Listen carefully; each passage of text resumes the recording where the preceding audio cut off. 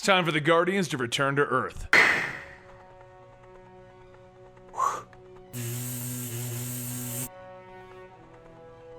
Welcome to the Complete Story Series, where I take trade paperbacks and single issues, and then I break them down and I read them back to you dramatically. All alterations to the panel, text, and images are to prevent copyright problems, and all art is owned by its respective companies. The Guardians of the Galaxy have been on some crazy adventures recently. They went back into space with Kitty Pryde as the new Star-Lord, and Peter Quill went on to become the ruler of Spartax. Except he failed horribly because the planet was almost destroyed by Hala. And then they went back into space, where the Guardians freed an entire Badoon prison planet in their attempts to rescue Angela. While Ben Grimm dreams of the girl that he left behind on the planet, the one who seemed to adore him, yet he didn't understand a single word from her, and somehow they apparently became space married, they hit the road in a manner of speaking, until they got a call from Captain Marvel. She told them that there was an issue on Earth that she would like them to return for. If you've been missing it, on Earth there was an Inhuman discovered who can see the future. Captain Marvel wants to use these visions to arrest people before they can act, while Tony Stark wants to run more tests and figure out a different plan. This has led to a battle between the heroes, known as Civil War II, and there's an entire video focusing on that storyline alone. But knowing that she would need some backup, Captain Marvel called on her friends. The team puts it to a vote, as not everyone wants to return to Earth. Angela votes that they return, and Peter Quill votes it as well. Drax says that he's ambivalent, and Groot says, "I am Groot." Gamora raises her hand while Rocket is growling, and so does Kitty. And Flash Thompson leans in to vote yes, while Ben Grimm tells everyone,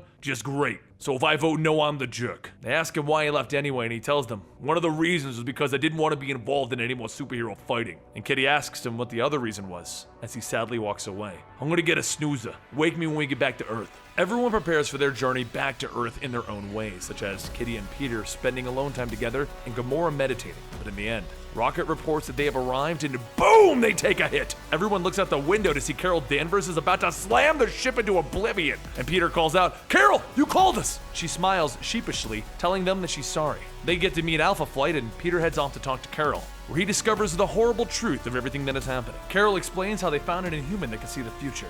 Peter then takes this information to Kitty, where he explains what happened. They found an Inhuman that could see the future, and he got a vision of Thanos coming to Earth. So Carol took the Ultimates up to battle against him, and in the fight, James Rhodes, also known as War Machine, died, and She-Hulk was critically injured. James Rhodes was Carol's boyfriend and Tony Stark's best friend, which is why they are fighting about what to do with the Inhuman now. But the thing is, Thanos is still on Earth. Kitty reels back from this news. The same Thanos that Drax and Gamora are always talking about? Yeah. The same Thanos that is Gamora's adopted father? I do believe that there's only one Thanos, Kitty. The same Thanos that Gamora has been looking all over the galaxy for? Yeah. Where's Thanos now? Danvers didn't say. We have to tell Gamora. She'll be thrilled! And Peter looks away. Peter, you have to tell Gamora. She won't be thrilled, Kitty. You have to tell her, Peter. Go right now and tell her. You don't understand, Kitty. Thanos does something to her. Every time that she's gotten to him, he gets in her head and he escapes. People, friends have died trying to help her. What if this once, just this once, we think about our actions and not tell her? But what will we do if Gamora finds out that we didn't tell her? Yeah.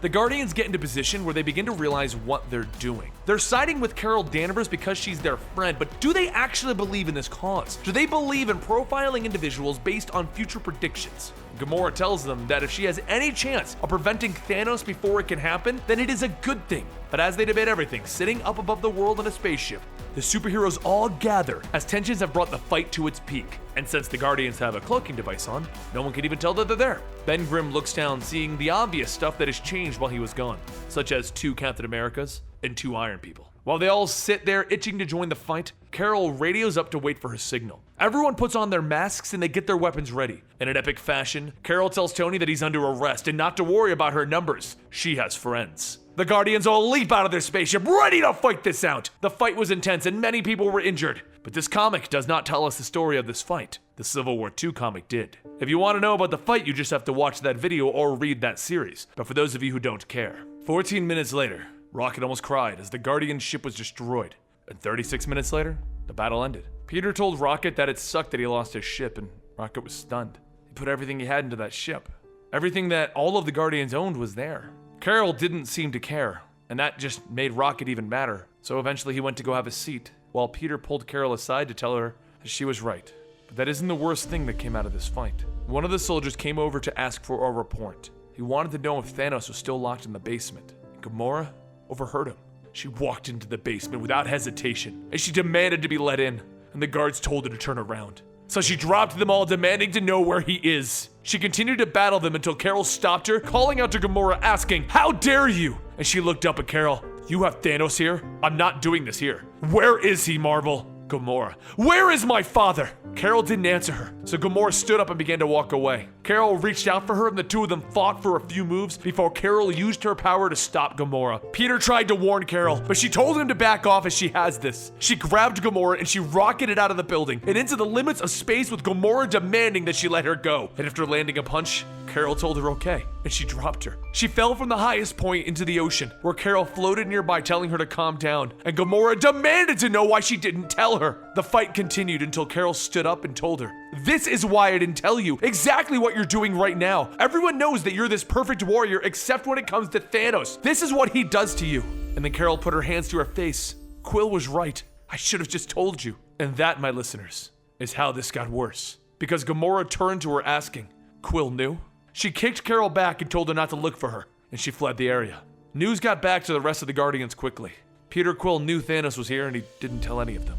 They were a team. No, they were more than a team. They were family. Rocket of all couldn't believe that he lied, and he walked off. And Drax simply left without a word. Thus, the Guardians of the Galaxy were disbanded. All because of Civil War II.